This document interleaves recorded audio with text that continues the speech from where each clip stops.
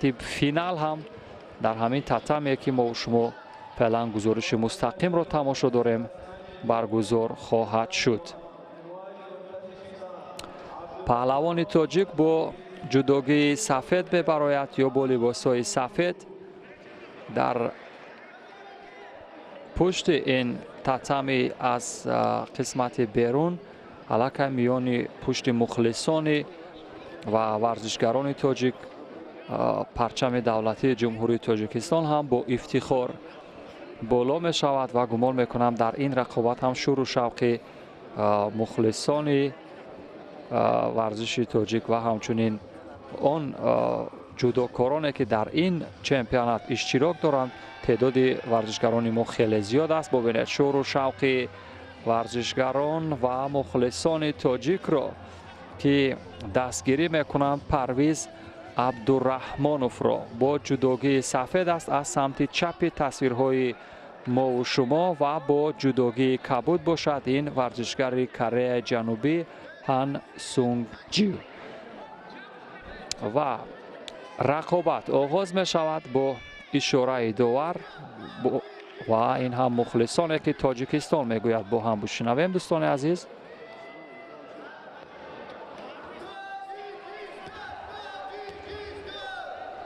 بله چه زیبا و چه روحیه بخش است، چه حس افتخار را بلند میکند وقتی مخلصان و ورزشگران با ندای با حرارت در سالن برگزاری مسابقات تاجیکستان گفته صدا میکنند. این هم توفیل قدرت و عظمت ورزش است و اکنون پهلوان ما با حریفش از کره درگیر می شود و همان سمت پشت حریف فوراً و استاتگر این هم یک اصول جانانه بود که استفاده کرد و زر گرفت. ببینید با این میگن استعداد و طلوع پهلوان نورسته در صحنه رقابت های بین المللی. احسن و یک بار دیگر ببینید به همان سمت هم میگویند که اجرا کرد، یک بار دیگر نیز اجرا میکند ولی بر ضد حمله حریف هم خوب جواب میگرداند. در بخش کار در زمین هم کوشش میکند تلاش کند. ورزشگر کره هم کوشش کرد جواب بگرداند ولی موفق نشد. در بخش همان هلوک‌های معمولی این ورزشگر نورسته تاجیک اکنون ببینید به حریف نباید واگذار کرد تا همان کمیکت مورد نظرش رو بگیرد و اصول اجرا کند، چون که در هر حالت امکان دارد تا اتفاقی غیر انتظار یا غیر چشم داشته بیفتد.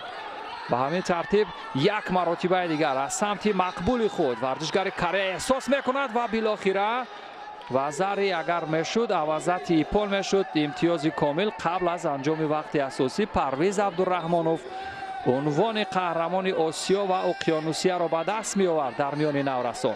یک بار دیگر هم میگیرد و این بار از کوچیگری و بالاخره ببینید چی اتفاقی افتاد.